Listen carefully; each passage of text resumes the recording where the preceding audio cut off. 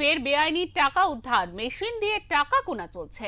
গোপন সূত্রে খবর পেয়ে গাজল থানার পুলিশ রাঙাভিটা এলাকায় দুই মোটর সাইকেল চালককে আটক করে। সেই দুই গাড়ি থেকে ব্যাগ ভর্তি টাকা পাওয়া যায়। সকাল থেকেই চলছে টাকা গোনার কাজ। জানা গিয়েছে ওই দুই যুবকের একজনের বাড়ি বৈষ্ণবনগরের বীরগড় গ্রামে, অন্য একজনের বাড়ি কালিয়াচকের শাহাবাজপুর গ্রামে। ব্যাগ দুটিতে 500 টাকার বান্ডিল, 100 টাকার বান্ডিল ও 200 টাকার বান্ডিল রয়েছে বলে জানা গিয়েছে।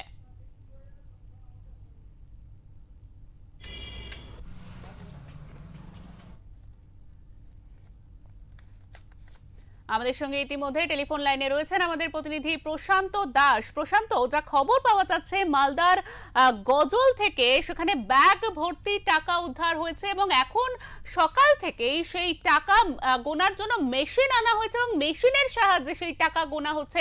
ঠিক কত টাকা উদ্ধার করা হয়েছে এবং ওই দুই ব্যক্তি কোথায় নিয়ে যাচ্ছিলেন এই টাকা, কি জানা যাচ্ছে? দেখো শিল্পা, তোমাকে বলে রাখি, গত সপ্তাহে কিন্তু মালদার মঙ্গলবাড়ি এলাকায় কিন্তু টাকার পাহাড় দেখা যায়। ফের কিন্তু আজ সকাল নাগাদ টাকা উদ্ধার হয়। সকাল লক্ষ লক্ষ টাকা উদ্ধার হলো মালদার গাজলে। দুই বাইক চালকের কাছ থেকে কিন্তু লক্ষ টাকার সহ নিষিদ্ধ মাদক ব্রাউন সুগার উদ্ধার করলো গাজল থানার পুলিশ। সেই সঙ্গে আরো বলে রাখি, ঘটনায় তাদের দুজনকে গ্রেপ্তার করানো হয়েছে ও পুলিশ সূত্রে জানা গিয়েছে যে ধৃত দুই বাইক চালকের মধ্যে একজনের নাম সিদ্ধার্থ মণ্ডল আর অপরজনের নাম কিশোর মণ্ডল।